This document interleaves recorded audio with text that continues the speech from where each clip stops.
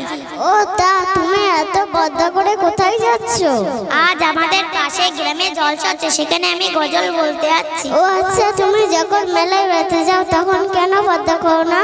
যারা বোকা তারা সব সময় পর্দা করে। মেলায় আমার অনেক বন্ধুরা থাকে, তাদের সামনে যদি আমি পর্দা করি তারা আমার সঙ্গে আনন্দ করবে না। আর জলসায় অনেক হুজুরেরা থাকে, তাদের সামনে যদি আমি পর্দা না করি তারা আমার খারাপ বলবে। আস্তাগফিরুল্লাহ, এই কাজটি তোমার জন্য মোটেও ঠিক নয়। কোনো মুসলমানদের জন্য এই কাজটি মোটেও ঠিক নয়। মহা বিপদকামী বুদ্ধি। কেন ঠিক নয়? আমার দরকার সবার সামনে যেন আমার দাম থাকে, তাছাড়া এখন আনন্দ ফুর্তি করার সময়। ভুল বলছো, কারণ মহান আল্লাহ তাআলা তোমার অন্তরের খবর সব জানেন। তুমি আল্লাহকে খুশি না করে পাপের পথে এগোচ্ছ। এছাড়া আমাদের নবী হযরত মুহাম্মদ সাল্লাল্লাহু আলাইহি সাল্লাম আমাদের পর্দার নির্দেশ দিয়েছেন। আমি পর্দা করব না বলিনি তো, আমি বুড়ি হলে পর্দা করব। আমি যখন নামাজ পড়ি তখন আমি পর্দা করি, আমি যখন কোরআন তেলাওয়াত করি তখন আমি পর্দা করি। এর থেকে আমি আর পর্দা করতে পারবো না। বোন, এটা ভুল, কারণ মহান আল্লাহ তাআলা প্রত্যেক নারীকে পর্দার মধ্যে থাকতে বলেছেন। তিনি কোরআনেরও নির্দেশ দিয়েছেন, হে নারীরা, তোমরা গৃহবন্দী থাকো, তোমরা জাইলি যুগের মেয়েদের মতো ঘুরে বেরিও না। আচ্ছা বোন, তুমি এত জ্ঞান কোথা থেকে শিখেছো? আমি শিখেছি আমাদের গ্রামের মাদ্রাসা থেকে। সেখানে আমাদের হুজুর আমাদের সকল জ্ঞান অর্জন করান। তুমিও চলো আমার সাথে, তুমি অনেক ইলম জ্ঞান শিখতে পারবে। না না, আমার কাছে মাদ্রাসা যাওয়ার কোনো সময় নেই। তাছাড়া আমি যখন বুড়ি হব তখন আমি নামাজ পড়বো, রোজা করব, এখন আমার দরকার নেই। ও তুমি বলছো যে আমি বুড়ি হলে পর্দা করবো, কারণ মহান আল্লাহ তাআলা যৌবন ইবাদত বেশি পছন্দ করেন, তাই তিনি যৌবনের হিসাবটা আগে নেবেন।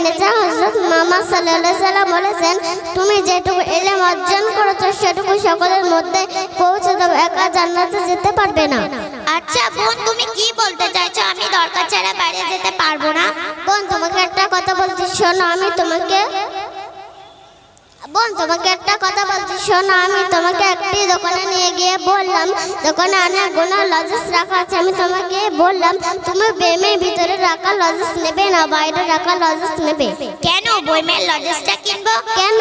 বইমের যে লজেসটা আছে সেটা খুব সুন্দর, আর বাইরে যে লজেসটা আছে সেটা অনেক নোংরা আছে। তাই আমি বইমের লজেসটা কিনবো, কারণ সেটা অনেক ভালো, আমি অনেকদিন ব্যবহার করতে পারবো। বোন, এবার তুমি বুঝতে পারছো খোলছানা লজেসের মতো তোমার জীবন কেমন হবে।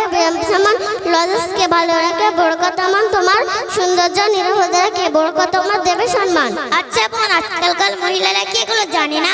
হ্যাঁ, অনেকে এগুলো জানে, তবু তারা জেনে শুনে পর্দা করে না। হে বোন, নবী সাল্লাল্লাহু আলাইহি সাল্লাম বলেছেন, দাইউসু লা ইয়াদখুলুল জান্নাত, দাইউস কখনো জান্নাতে প্রবেশ করতে পারবে না। এবং দাইউসের মধ্যে হলো একজন বেপর্দা নারী, মানে একজন মহিলা 4জন পুরুষকে জাহান্নামে নিয়ে যাবে। 1 তার বাপ, 2 তার বড় ভাই, 3 তার স্বামী, 4 তার ছেলে। আমার ভুল হয়ে গেছে, আমার তুমি ক্ষমা করো। ক্ষমা আমার কাছে নয়, মহান আল্লাহ তাআলার কাছে চাইতে হবে।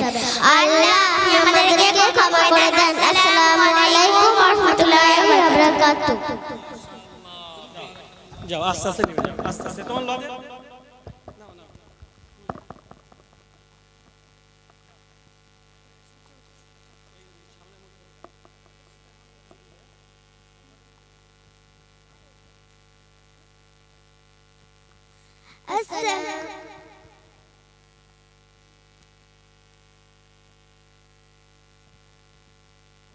Hello hello. আসসালামু আলাইকুম ওয়া রাহমাতুল্লাহি ওয়া বারাকাতুহু। আমার একটি মুকালামা পেশ করছি। মুকালামার বিষয় হলো শিক্ষার গুরুত্ব।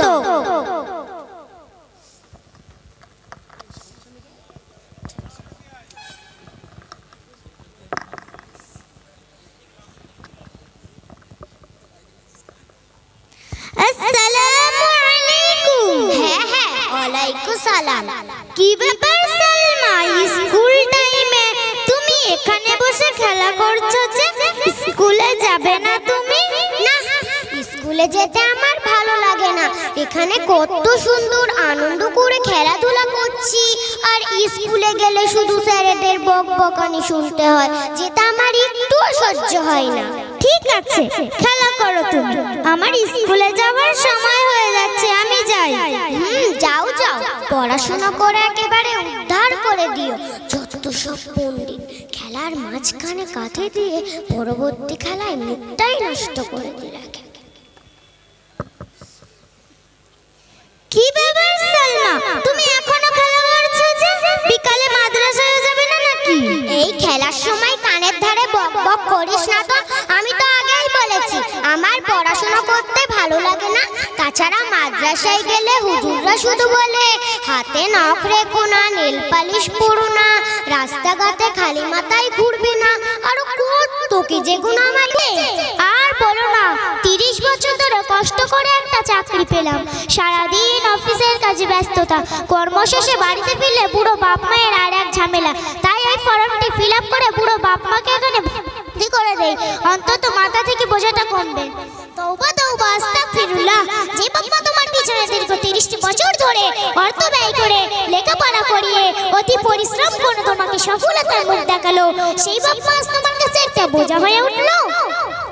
যারা নিজেদের চিন্তা না করে সর্বদা তোমার ভবিষ্যৎ নিয়ে চিন্তিত, তাদের জায়গায় বৃদ্ধাশ্রম করে দিলে। তুমি কি জানো না তাদের খেদমতের ব্যাপারে কোরআন সুন্নাহ কত তাকিদ দিয়েছে? আচ্ছা ভাই, আমি তাহলে আসি, একটু তাড়া আছে, এটি করে অফিসে জয়েন করব। আরে ভাই, অন্তত কিছু কথা শুনে যাও, তারপর মন হলে তাদেরকে বৃদ্ধাশ্রম রেখে চলে যাবে। আচ্ছা ঠিক আছে, তাড়াতাড়ি বলো, হাতে সময় খুব সীমিত। সূরা লোকমান আয়াত নাম্বার 14। আল্লাহ বলেন, আনিশকুর লিলি ওয়ালি ওয়ালিদাই, আমার কৃতজ্ঞতা স্বীকার করো এবং তোমার পিতামাতারও কৃতজ্ঞতা স্বীকার করো। আরে ভাই, তোমার এই কুরআন হাদিসের বক্তব্য ওয়াজ মাহফিল অনেক শুনেছি, কিন্তু অফিসের কর্মের ব্যস্ততা সেটাও তো খেয়াল রাখতে হবে। কিন্তু ভাই, তোমার এই সামান্য অফিসের ব্যস্ততার জন্য বাপ মাকে আজ বৃদ্ধাশ্রমে রেখে চলে যাবে। তুমি কি জানো না কোরআন আর কি জানিয়েছে? কোরআনে বনী ইসরাঈল 23 এবং 24 নম্বর আয়াতে সন্তানদের লক্ষ্য করে কিছু নির্দেশ দিয়েছেন। আল্লাহ তা'বুদু ইল্লা ইয়াহু ওয়া বিল ওয়ালিদাইনি ইহসানা, আল্লাহ ছাড়া অন্য কাউকে ইবাদত করো না এবং তোমার পিতামাতার সাথে নম্র ব্যবহার করবে। দ্বিতীয় নির্দেশ দিয়েছেন, ফালা তাকুল্লাহুমা উফ, তাদেরকে উফ শব্দটা বলো না। তৃতীয় নির্দেশ দিয়েছেন, ওয়ালা তানহারহুমা, তাদেরকে ধমক দিও না। চতুর্থ নির্দেশ দিয়েছেন, অকুল্লাহুমাল কাউলাল কারীমা, তাদের সাথে ভালোবাসে সেই সৎ নম্র কথা বলবে। পঞ্চম নির্দেশ হলো, ওকুর রব্বির রাহমহুমা কামা রাব্বায়ানি সগীরা, এবং তুমি বলো, হে আমার রব, তাদের প্রতি দয়া করুন যেভাবে শৈশবে তারা আমাকে লালন পালন করেছিলেন। কোরআনে মাজিদ বারবার ঘোষণা করেন যে আল্লাহ তাআলা আমাদের নবী হযরত মুহাম্মদ সাল্লাল্লাহু আলাইহি ওয়াসাল্লামের হক প্রতিকার করে পিতামাতার হক। তাই নাকি? বাহ, খুব সুন্দর তো, এগুলো তো আমি জানতাম না। আচ্ছা, এছাড়া আর কি জানিয়েছে? ইবনে মাজাহ শরীফে 4948 নম্বর হাদিসে রাসূল সাল্লাল্লাহু আলাইহি ওয়াসাল্লাম বলেন, হুমা জান্নাতুকা ওয়া নারুকা, তারা তোমার বেহেশত ও দোজখ। নবীজি আরো জানান পিতামাতার আনুগত্যের পুরস্কার সম্পর্কে। পিতামাতার আনুগত্যের পুরস্কার, এটা কেমন সম্ভব? রাসূল সাল্লাল্লাহু আলাইহি ওয়াসাল্লাম জানিয়েছেন, বিররু আবাউকুম তাবাররুকুম আবনাউকুম, পিতামাতার আনুগত্য করো এবং তাদের সাথে সদাই ব্যবহার করো, কেননা যদি তুমি তেমনটি করো তবে তোমার ছেলে মেয়েরাও তোমার আনুগত্য করবে এবং তোমার সাথে সদাই ব্যবহার করবে। আরো জানান তাদের খেদমতে আয়ু আর রিজিক বৃদ্ধি পায়। না না, এটা মানা যায় না, তাদের খেদমতে আয়ু আর রিজিক বৃদ্ধি পায়, এটা অসম্ভব। অসম্ভব নয় ভাই, সম্ভব। সুনান ইবনে মাজাহ শরীফের 27 নম্বর হাদিসে রাসূল সাল্লাল্লাহু আলাইহি ওয়াসাল্লাম বলেন, লা ইয়াজিদু ফিল উমরি ইল্লা আল বিররু ওয়া লা ইয়ারুদ্দুল কদারা ইল্লা দুআ ওয়া ইন্নার রাসূলু লা ইফরাউ লাজকা বিখাদিয়াতি রাহমাহু। দোয়া ব্যতীত অন্য কিছুই ভাগ্যকে বদলাতে পারে না এবং পিতামাতার প্রতি সদস্যের ব্যতীত অন্য কিছু আয়কে বৃদ্ধি করতে পারে না। কোন ব্যক্তি তার পাপের কারণে তার রিজিক থেকে বঞ্চিত হয়। ভাই, তোমার কথা শুনে মনে হচ্ছে 30টি বছর লেখাপড়া সবই ছিল বেকার। না না, বেকার না ভাই, তবে তুমি এও জেনে রাখো, মিশকাত শরীফে 4942 নম্বর হাদিসের বর্ণনা। রাসূল সাল্লাল্লাহু আলাইহি ওয়াসাল্লাম বলেন, প্রায় এমনটা হয়ে থাকে যে কোনো ব্যক্তির পিতামাতা একজন কিংবা উভয়ের মৃত্যুবরণ করে, কিন্তু সে তাদের জীবনদাসী যথাযথ সেবা যত্ন করতে পারে না, মানে এভাবে নিজেকে সন্তুষ্ট অর্জন থেকে বঞ্চিত করে। অতঃপর সে তাদের দোয়ার মাধ্যমে তাদেরকে স্মরণ করে আল্লাহর কাছে ক্ষমা প্রার্থনা করে। তখন আল্লাহ তাআলা তার নাম নাফরমানদের তালিকা থেকে পরিবর্তন করে অনুগতশীলদের তালিকাভুক্ত করে। আজ আমি বুঝতে পারছি কেন আমার উপার্জন করা লক্ষ লক্ষ টাকা থাকা সত্ত্বেও সুখ নেই, শান্তি নেই। আজ আমি এই অনুষ্ঠানের সকলকে সাক্ষী রেখে বৃদ্ধাশ্রমের এই ফরমটি ছিঁড়ে দিয়ে তাওবা করলাম এবং হাজার ব্যস্ততার মাঝেও তাদের সঙ্গে সৎ আচারের নম্র ভদ্র ব্যবহার করব, তাদের খেদমতে হাজির থাকবো, এ আদা করলাম।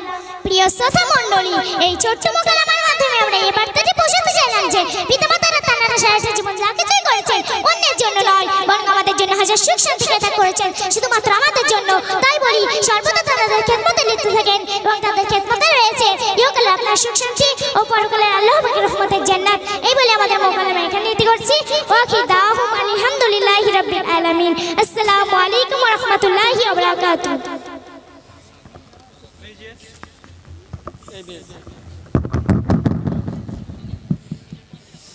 পরবর্তী প্রতিযোগী গ্রুপ ডি তৈরি থাকবে গ্রুপ ই।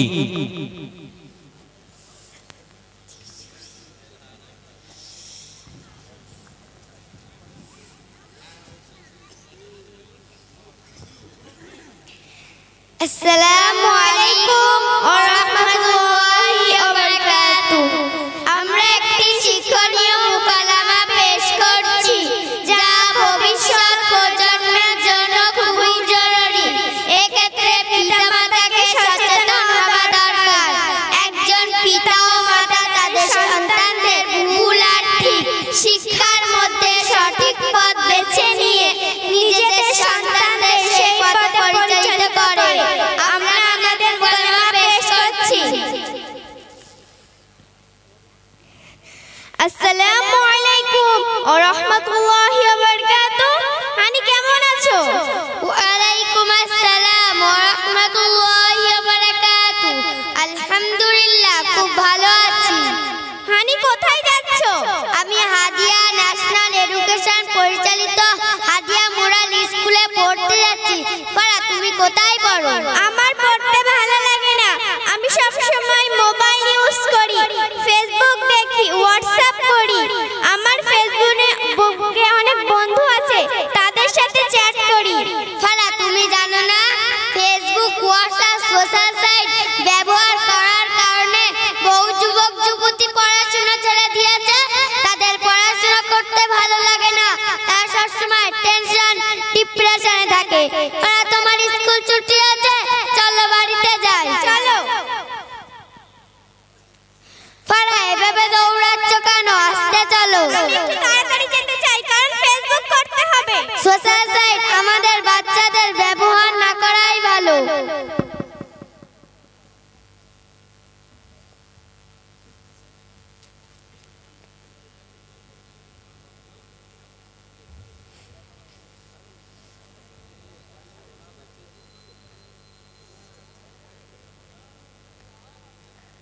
সোশ্যাল সাইট আমাদের বাচ্চাদের ব্যবহার না করাই ভালো। এটা কি করছো ফারা? এভাবে ব্যাগ জামা ছুঁড়ে ফেলে দিলে যে, এগুলো ভালো না। দেখো তো তোমার ওসব কথা, তোমার কাজ তুমি করো, আমাকে বেশি জ্ঞান দিও না।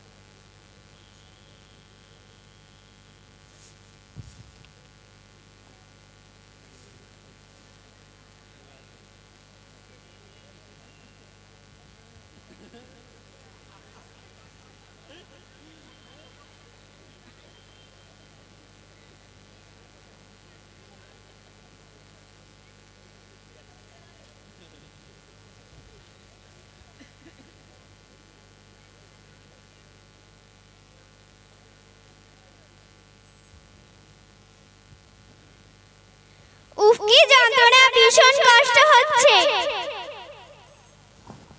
এই কারণে বলি বড়দের কথা মেনে চলতে হয়, ভালোভাবে পড়াশোনা করতে হয়, সময় মতো নামাজ আদায় করতে হয়।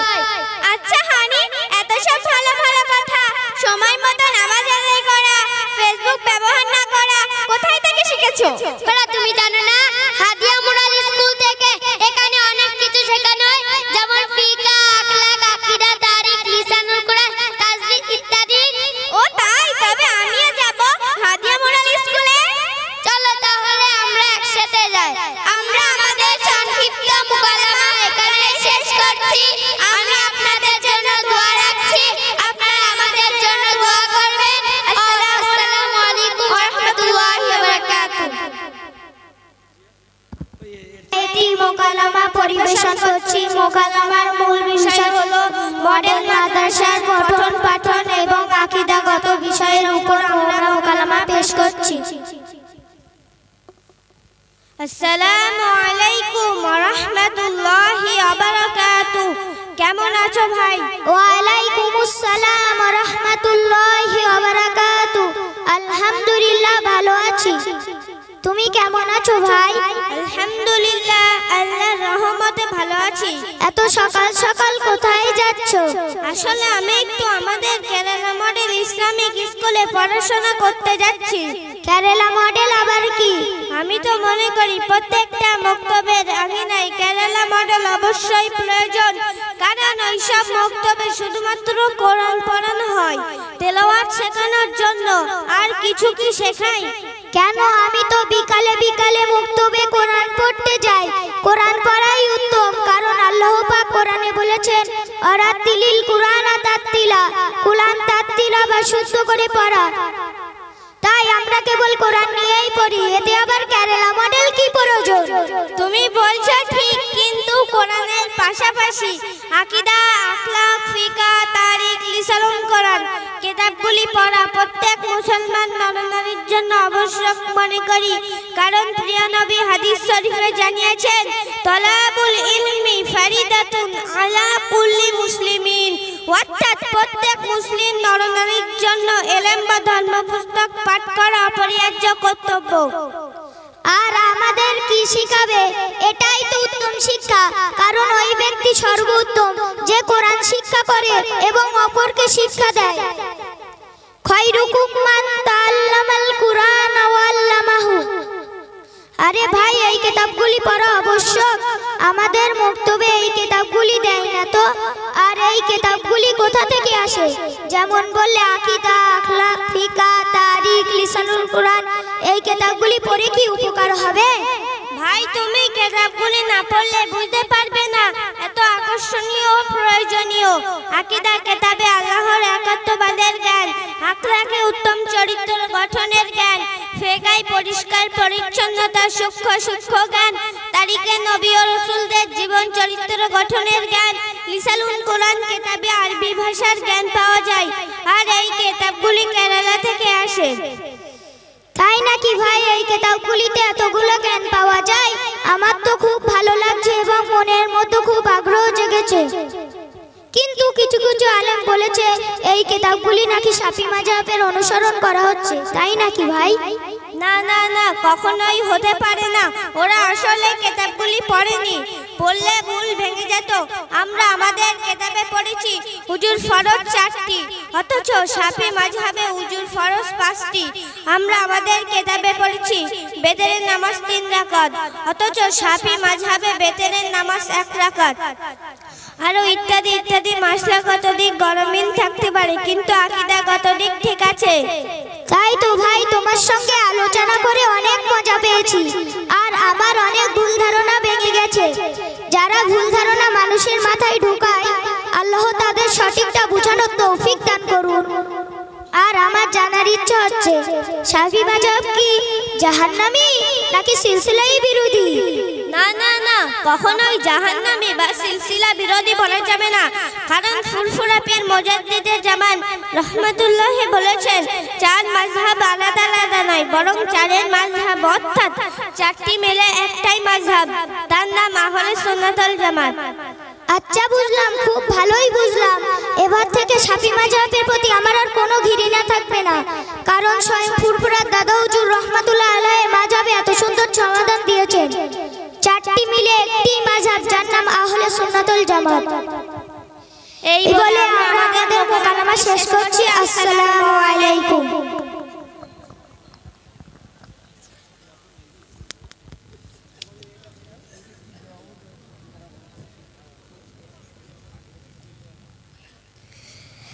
আসসালামু আলাইকুম ওয়া রাহমাতুল্লাহি ওয়া বারাকাতুহু।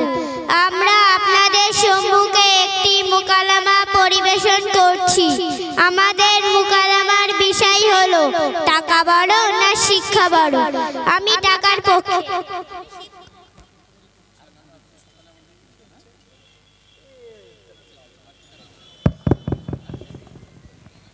আমি শিক্ষার পক্ষে। আরে বোন, তো এবার যে তুমি এত হন্তদন্ত হয়ে কোথায় চললে?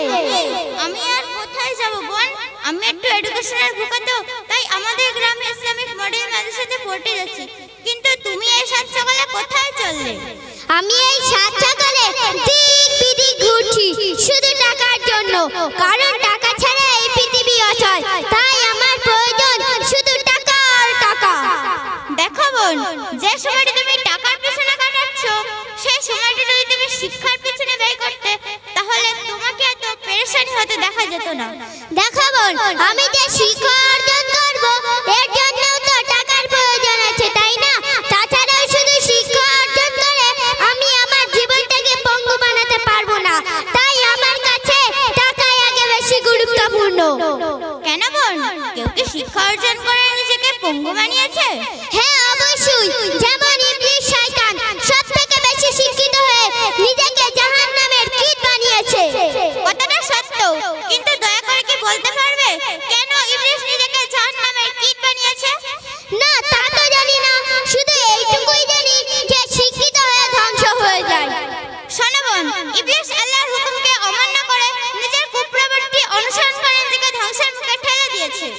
ও আচ্ছা, তা ঠিক আছে, তবে আমি ওই ফারির বিদ্যালয়তে শিখতে চাই না। আমার দরকার শুধু টাকা আর টাকা। শোনো বোন, তুমি কি জানো নবীরা তাদের উম্মতের জন্য ওয়ারিস সূত্রে কি রেখে গেছেন? হ্যাঁ, অবশ্যই। যেমন নবী আইয়ুব, নবী সুলাইমান সহ আরো অন্যান্য নবীরা তাদের উম্মতের জন্য ওয়ারিস সূত্রে টাকা পয়সা মালগিরি রেখে গিয়েছে। তাই আমার কাছে টাকাই আগে বেশি গুরুত্বপূর্ণ। না বোন, তোমার ধারণা একেবারেই ভুল। কারণ নবী করিম সাল্লাল্লাহু আলাইহি ওয়াসাল্লাম হাদিসে ইরশাদ করেছেন, আল উলামা ওয়ারাসাতুল আম্বিয়া, অর্থাৎ আলেম বা জ্ঞানীরা হলো নবীদের ওয়ারিস।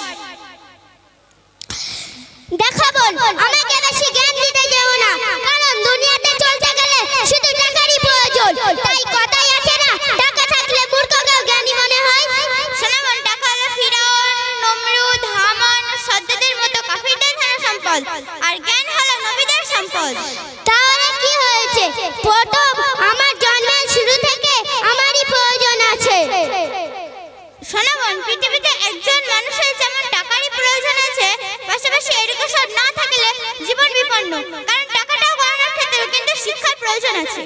আরে বোন, যখন ছোট ছিলাম তখন আমার পিতা আমাকে সেরেলাইন, ল্যাকটোজেন ইত্যাদি কড়াই করে খাইয়েছে, বিভিন্ন পোশাক পরিধান করিয়েছে। তাই আমার কাছে টাকাই আগে বেশি গুরুত্বপূর্ণ। না বোন, যখন তুমি শিশু ছিলে তখন তুমি সেরেলাইন, ল্যাকটোজেন খাওনি, কারণ তুমি শিশু ছিলে। তাতে কি হয়েছে? তেমন কিছু হয়নি। তুমি যখন শিশু ছিলে তোমার মায়ের স্থানে দুধ পান করেছিলে, আর তোমার আম্মু তোমাকে নিজের স্থানকে চিনিয়েছে। তাই তোমার কাছে শিক্ষাটাই আগে। আরে সেই থেকে শুধু শিক্ষা আর শিক্ষা নিয়ে পড়ে রয়েছো, কারণটা কি? তেমন কোনো কারণ না, শুধু দু একটি কথা বলবো। তা বলো, আমি শুনছি। শোনো বোন, টাকা সঞ্চয় করে জমা করে রাখলে চুরি হওয়ার সম্ভাবনা আছে। হ্যাঁ, ঠিক কথা। যদি তুমি শিক্ষা অর্জন করো, তোমার এই অমূল্য রত্ন কেউ চুরি করতে পারবে না, বা চুরির সম্ভাবনাও নেই। মাশাআল্লাহ, সুবহানাল্লাহ, খুব সুন্দর কথা। শুধু তাই নয়, টাকা নিয়ে পড়ে থাকলে টাকা মানুষকে বোকা বানায়, চলার পথ অন্ধকার করে দেয়। তাহলে কি আলোকিত নেই? হাদিস শরীফে আছে, আল ইলমু নূরুন, বিদ্যা বাগান জ্যোতি, অর্থাৎ তোমার ভিতর যদি শিক্ষা থাকে তাহলে তোমাকে কেউ মূর্খ বানাতে পারবে না। তাহলে কি টাকার প্রয়োজন নেই? অবশ্যই আছে। টাকা এবং শিক্ষা মানব জীবনের সমান ভাবে চলে।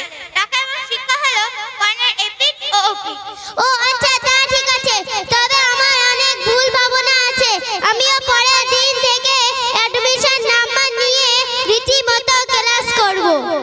প্রিয় ভাই বোনেরা, মানব জীবনে চলার ক্ষেত্রে যেমন টাকা বা অর্থের আছে, পাশাপাশি শিক্ষাকে বাদ দিয়ে নয়, বা বলা যেতেও পারে টাকা এবং শিক্ষা একে অপরের পরিপূর্ণ।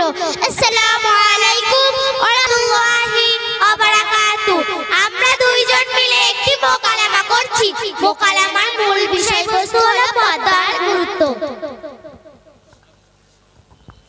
আসসালামু আলাইকুম বোন, তুমি ভালো আছো?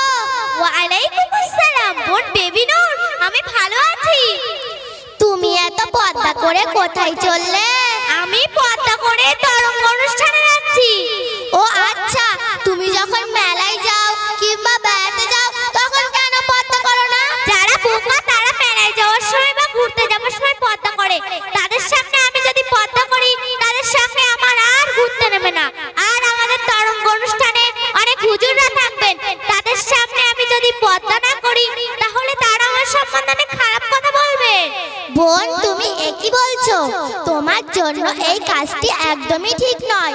এই কাজটি কোনো মুসলমান নারী করতে পারে না। কেন এটি ঠিক নয়? কেন? আমার দরকার সবার কাছে যেন আমার দাম থাকে। তাছাড়া আমার এখন আনন্দ ফুর্তি করার সময়, যেমন মজা তেমন চলি। বোন, তুমি ভুল বুঝছো। তুমি জানো আমরা তোমার অপূর্ব কথা বুঝতে পারিনি, আর তুমি মানুষের কাছে তোমার দাম বাড়ানোর জন্য নিজের পাপের কথা নিয়ে আসছো। বোন, আল্লাহ তাআলা নারীদের পর্দা ফরজ করেছেন। আমি পর্দা করব না বলিনি তো। আমি বুড়ি হলে পর্দা করব। আমি কুরআন পড়ার সময় পর্দা করি, রোজার মাসে পর্দা করি, মৃত্যু বাড়ি যাওয়ার সময় পর্দা করি। এর বেশি আমি আর পর্দা করতে পারবো না। কিছু মেয়ে তো মোটেই পর্দা করে না, তার চেয়ে ভালো। বোন, আল্লাহ তাআলা নারীদের পর্দা করতে বলেছেন। আরে আরে, তুমি এত জ্ঞান কোথা থেকে শিখেছো? আমি শিখেছি আমাদের গ্রামের কেয়ালা মডেল মাদ্রাসা থেকে। তুমিও চলো, অনেক কিছু শিখতে পারবে। না না না, আমার এখন তো মাদ্রাসায় যাওয়ার সময় নেই। কেলামতের মাসে যাওয়ার অনেক সময় আছে। বুড়ি হলেও পড়বো, কুরআন পড়বো, নামাজ পড়বো। তা তুমি এত জ্ঞান শিখেছো, আমার জ্ঞান দেওয়ার দরকার কি তোমার? বোন, আল্লাহ তাআলা নারীদের পর্দা করতে বলেছেন। বড় গাছে নয়, ছোট গাছে দিতে হয়। আচ্ছা বোন, আমি যদি পর্দা করি তাহলে আমাকে কেউ দেখতেও পাবে না এবং আমাকে কেউ দামও দেবে না। অবশ্যই তোমায় কেউ দাম দেবে না। গাছে যেমন ফুল ফোটে, বাতাসে যখন পাতা পড়ে যায় তখন তোমার দাম দেওয়ার অভাব থাকবে না। আচ্ছা বোন, তুমি কি বলতে চাইছো? ঘরের ভিতর পর্দা করি, দরকার ছাড়া বাইরে বার হওয়া যাবে না। এ খুব কঠিন কাজ, আমি পারবো না। বোন, তুমি আমায় ক্ষমা করো। দেখো বোন, আল্লাহ পাক কুরআন শরীফের সূরা আহজাবে 33 নম্বর আয়াতে বলেছেন, ওয়াকাইনা ফি বুয়ুতিকুন্না ওয়ালা তাবাররাজনা তাবাররুজাল জাহিলিয়াতিল উলা। অর্থাৎ নারীরা তোমরা ঘরে অবস্থান করো, জাহিলিয়া যুগের নারীদের মতো রূপ সৌন্দর্য জাহির করো না। আর মুসলিম শরীফে আছে, যেসব নারী অন্যকে নিজের প্রতি বা নিজেকে অন্যের প্রতি আকৃষ্ট করার জন্য খোলামেলা পোশাক পরে বাইরে বার হয়, তাদের সম্পর্কে রাসূল সাল্লাল্লাহু আলাইহি সাল্লাম বলেছেন, লা ইয়াদখুলনাল জান্নাতা ওয়ালা ইয়াজিদনা রিহাহা। অর্থাৎ তারা জান্নাতে যাবে তো দূরের কথা, তারা জান্নাতের খুশবু পর্যন্ত পাবে না। রাসূল সাল্লাল্লাহু আলাইহি সাল্লাম আরো বলেছেন তিরমিজি শরীফের 1093 নম্বর হাদিসে, আন আব্দুল্লাহি আনিন নবী সাল্লাল্লাহু আলাইহি ওয়াসাল্লাম قال قال النبي صلى الله عليه وسلم المرأة عورة فإذا خرجت استشرفها الشيطان। অর্থাৎ হযরত আব্দুল্লাহ ইবনে মাসউদ রাদিয়াল্লাহু তাআলা আনহু থেকে বর্ণিত যে নবী সাল্লাল্লাহু আলাইহি সাল্লাম বলেন যে মহিলারা হলো পর্দায় থাকার বস্তু। যখন সে পর্দা উপেক্ষা করে বাইরে বার হয় তখন শয়তান তাকে সুসজ্জিত করে দেখায়।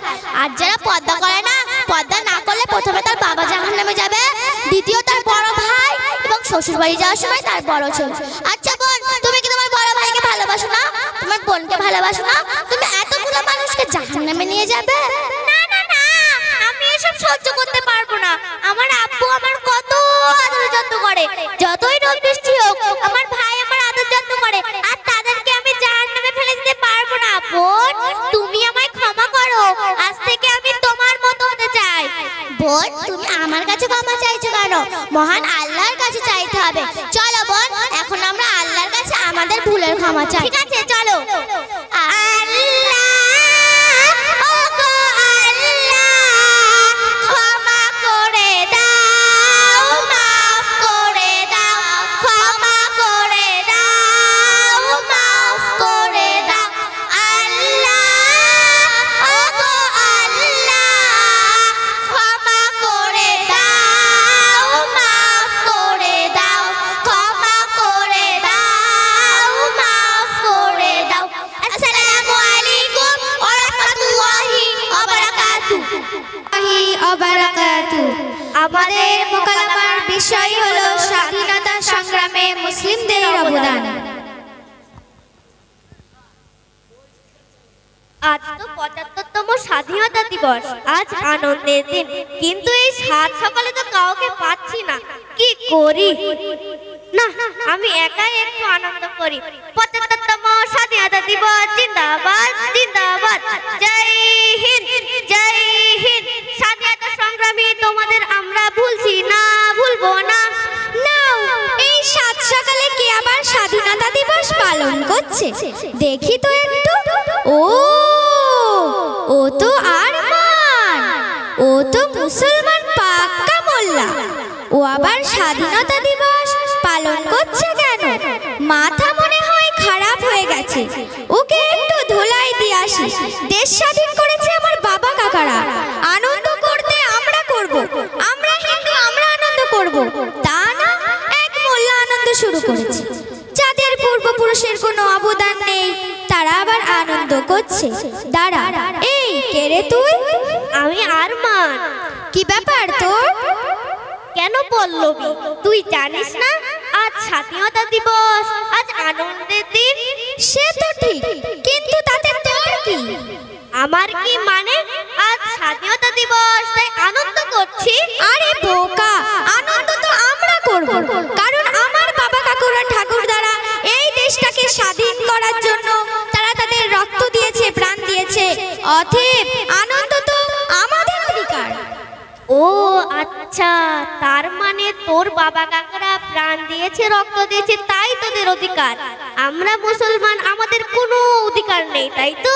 হ্যাঁ রে হ্যাঁ, তা তুই এতদিন জানতিস না? জানিস আরমান, ইংরেজদের কাছ থেকে এই ভারতবর্ষকে স্বাধীন করার জন্য হিন্দুরা রক্ত দিয়েছে, প্রাণ দিয়েছে। হিন্দুদের এই ত্যাগের কারণে আজ আমরা সুন্দর স্বাধীন একটা দেশ পেয়েছি। আরে শোন, তুই মহাত্মা গান্ধীর নাম শুনেছিস? হ্যাঁ, মানে ওই টাকায় যে ছবি দেওয়া থাকে, ওই ছবি? হ্যাঁ রে হ্যাঁ, তা তুই বেশ চিনেছিস। ওই ছবি, উনি হলেন মহাত্মা গান্ধী, যাকে আমরা জাতির পিতা বলি। এই দেশটাকে স্বাধীন করার জন্য কতই না কষ্ট করেছে। এই নেতাজির নাম শুনেছিস? হ্যাঁ। জানিস এই নেতাজি দেশ স্বাধীনের জন্য কতই না কষ্ট করেছে? শুধু তাই না, জওহরলাল নেহেরু, মতিলাল নেহেরু, ক্ষুদিরাম, বিনয়, বাদল, দীনেশ, ভগৎ সিং, এইরকম হাজারো হিন্দু সংগ্রামী আছে, জানিস? সত্যিই তো। তাহলে ভারত স্বাধীন করেছে শুধু হিন্দুরাই, মুসলমানদের কোনো ভূমিকা ছিল না? হ্যাঁ রে হ্যাঁ, যখন হিন্দুরা দেশ স্বাধীনতায় ব্যস্ত তখন মুসলমানরা আরাম আয়েশে ব্যস্ত। তোদের অবদান কিভাবে থাকবে? আরে শোন শোন, তুই তো গাজীর পাঠ অনেক শুনিয়েছিস। দেশের জনগণ জানলো যে দেশ স্বাধীনতায় মুসলমানদের কোনো অবদান নেই। তুই কি জানিস লক্ষ লক্ষ মুসলমানরাও এই দেশ স্বাধীনে যোগ দিয়েছিল, যারা তাদের জান, মাল, রক্ত, প্রাণ উৎসর্গ করে এই দেশটাকে স্বাধীন করেছে? ঢের পাগল, তোর সব কে বলেছে রে? আরে শোন, একথা আমরা বলিনি, কে বলেছে জানিস? কলকাতা সিটি কলেজের প্রফেসর ডক্টর শ্রী শান্তিময় রায়। তার লেখা বই ফ্রিডম মুভমেন্ট অ্যান্ড ইন্ডিয়ান মুসলিম বইতে লিখেছেন হাজার হাজার নয়, লক্ষ লক্ষ মুসলিমদের অবদান। এই তুই মহাত্মা গান্ধীর নাম বলছিলি না, জানিস এই গান্ধী উপাধিটুকু তিনি পেতেন না, যিনি না থাকলে তিনি হলেন মাওলানা আবুল কালাম আজাদ। তিনি একজন মুসলমান, সাধারণ মুসলিম তো দূরের কথা। যেমন বিশ্ববিখ্যাত আলেমের দিন আতাউল্লাহ বুখারী, হুসেন মাদানি, এইরকম হাজারো সংগ্রামী আছে, জানিস? এই তুই নেতাজির নাম বলছিলি না, জানিস এই নেতাজির ডান হাত ও বাঁ হাত কারা ছিল, যাদের ছাড়া তিনি এক পাও চলতেন না? তারা হলেন আবির হাসান, মোহাম্মদ শাহনাজ, আব্দুল করিম গনি। আচ্ছা, তুই তিতুমিরের নাম শুনেছিস? হ্যাঁ শুনেছি, যিনি বাঁশের কেল্লা তৈরি করেছিল। হ্যাঁ রে হ্যাঁ, এই তো বেশ চিনেছিস। বলতো সে কে? সে তো একজন হিন্দু মনে হয়। আরে পাগলি, না রে না, ওর আসল নাম হলো হাফেজ বিন নিসার আলী। আচ্ছা, তুই দিল্লির ইন্ডিয়া গেটের নাম শুনেছিস? হ্যাঁ তা শুনেছি। তাতে কি আছে? তাতে না অনেক নাম লেখা আছে। ওই নামগুলো কেন লেখা আছে জানিস? না, তা তো জানি না। ওখানে হাজার হাজার মুসলিমদের নাম লেখা আছে, যারা তাদের জান, মাল, রক্ত, প্রাণ উৎসর্গ করে এই দেশটাকে থেকে স্বাধীন করেছে। তবে আমি তোদের অবদানের কথা অস্বীকার করছি না। এই দেশ শুধু আমার না, এই দেশ হিন্দুর, এই দেশ মুসলিম, শিখ ইসাই সবার, অতএব সবার অধিকার আছে। সত্যি তো, আমি তো এত কিছু জানতাম না। তা চল আজ থেকে আমরা হিংসা রাখবো, কাঁধে কাঁধ মিলিয়ে চলবো, এই প্রতিজ্ঞা করছি।